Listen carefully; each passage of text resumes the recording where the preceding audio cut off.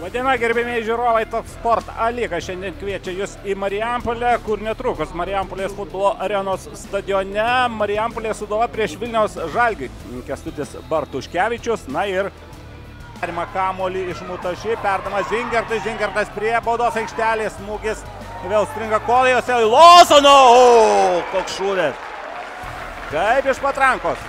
Styvas Lawsonas, labai gerą perdavimą gavo Giedrius Matulevičius, dviese prieš kelis varžovus, Antalio galingas smūgis, kamuolys lekia virš skersinio, neturėjo dabar kiekybinės persvaros Vilniaus Žalgirio žaidėjai, bando atakuoti Sūduva, Linas Zingertas, kairę koją turi, smūgis į vartus ir kamuolį gaudo. Atakos apie teisėjus, Linas Zingertas, geras perdavimas, Pirakovas, baudos aikštelės, smūgis kairę koją ir kamuolys pas Arpadą Tordajų.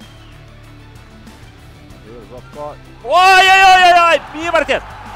Įvartis Zotko ir Živanovičius. Na, užteko šiame epizode dviejų Sūduvos žaidėjų tam, kad pakeltų iš savo vietų visą stadioną.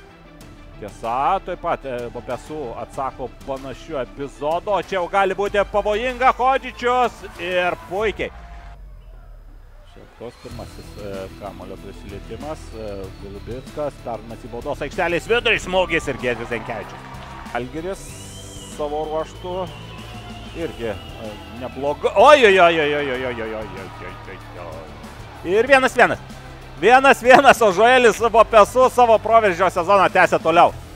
Antros rungtynės dabar iš eilės, kuomet tiesiogiai iš baudos smūgio, aišku. Dešinė. Pašiai.